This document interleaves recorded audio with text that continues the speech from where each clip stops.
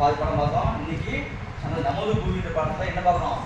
சூரிய குடும்பம். அவன் கேட்குறான், யார் இவன் வந்து அப்பாட்ட கேட்குறான், சரி அப்பா சூரிய குடும்பம் என்றால் என்ன அப்படின்னு கேட்கிறான். என்ன சொல்றாங்க? அர்த்தத்தை என்ன பாரு, சூரிய குடும்பத்தில் சூரியன் உட்பட கோள்கள் மற்றும் அதன் துணைக்கோள்கள், குறுங்கோள்கள், எரிக்கற்கள், வால்நட்சத்திரங்கள் ஆகியவை உள்ளன.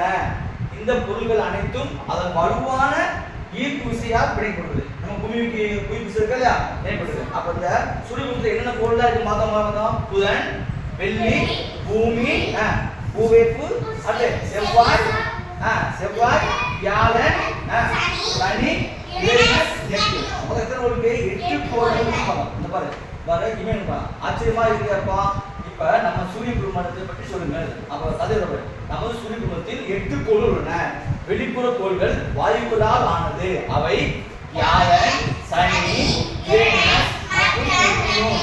உட்புற கோள்களான புதன், சுக்கிரன், பாரு அதான் அது சந்திரன் தான், சுக்கிரன், பூமி, செவ்வாய், கோள்கள் யுரேனஸ் மற்றும் நெப்டியூன் ஆகும். அப்ப இந்த பூமி நம்ம எத்தனை கோள் இருக்கு? 3வது கோள் இருக்கு. அப்ப நம்ம சூரிய குடும்பத்துல என்னது மொத்தம் 8 கோள்கள் இருக்கு.